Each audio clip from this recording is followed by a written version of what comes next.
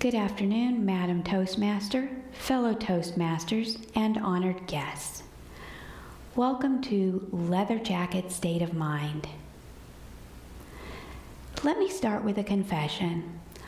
I love living in my comfort zone. It's soft, it's warm, it smells a bit like lavender and denial. It's basically the emotional equivalent of sweatpants. Comfortable sweatpants. However, life does not care about your emotional support sweatpants. Life will snatch those things off you in public and run down the street with them.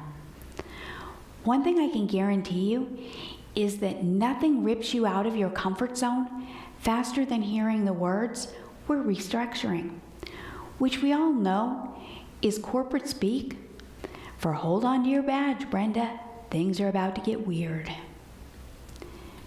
Then the call came, and suddenly it wasn't Brenda in the line of fire, it was me.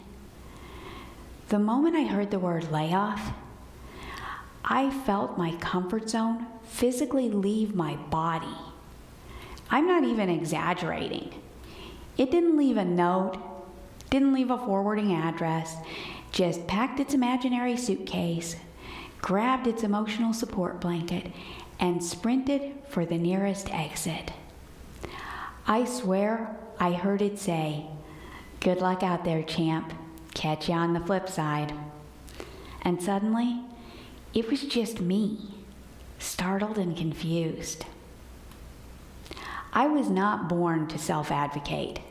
I am the person who will sit in the salon chair watching my hair get shorter and shorter and shorter and still smile like, yes, absolutely. I did want to look like a 12-year-old boy from the 90s. However, layoffs hit different.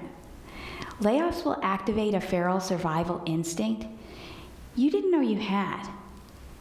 Suddenly, I was giving myself pep talks like, "Attention passengers, if you are unwilling to advocate for yourself, please locate the nearest exit because your comfort zone is miles ahead of you." At that moment, silence felt dangerous. And the question wasn't, what if I speak up? Rather, what happens if I do not? Because if I didn't advocate for myself, I would be the one standing on my own toes. And standing on your own toes hurts. It's like stepping on Legos made of disappointment and self-betrayal. So I did something bold, something that would make my comfort zone faint dramatically, like a Victorian woman in a corset. I wrote a proposal. Not a timid little email, not a, "Hey, just checking in."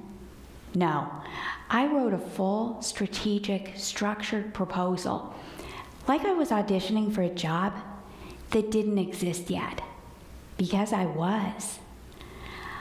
I outlined a job description I created, the value it brought, the gaps it filled, and examples of my work. Now the moment approaches. The dreaded send button felt like one of those giant red buttons you're absolutely not supposed to touch. My finger hovered over it like, if I press this, alarms will go off, lights will flash, and someone in a suit will sprint toward me. And when I finally pressed it, my soul left my body, crossed its arms and said, "Well, congratulations. You pushed the forbidden button." Here's the twist. My proposal was denied. Denied politely, denied professionally, still leaving some hope for the future. However, in that moment, that denial felt like the equivalent of a pat on the head and a juice box. But here's the part that surprised me. I wasn't crushed. I wasn't defeated. I wasn't even embarrassed, because the victory wasn't in the approval. The victory was in the attempt. I learned something life-changing. Self-advocacy isn't about getting what you want. It's about not abandoning yourself. It's about showing up for your own worth. It's about saying, I matter here, even when the room is silent. Because even if the answer is no, you walk away taller. Not physically. I'm still 5'0". But emotionally, I gained at least 2 inches because I proved to myself that I can speak up, that I can choose courage over comfort. You remember those emotional support sweatpants.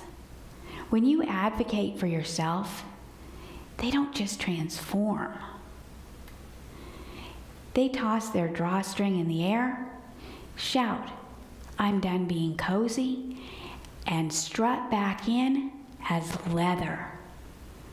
Bold, shiny, smelling faintly of confidence and questionable decisions. They're not here for comfort anymore. They're here for the sequel. Fellow Toastmasters, here's my message. Be bold. Be brave. Be a little feral when it comes to your self-advocacy. Because the only thing worse than hearing no is never giving yourself the chance to hear yes. Advocate even when you're scared, even when the odds may be against you, even when the send button feels like a detonator. Your comfort zone, it'll come back.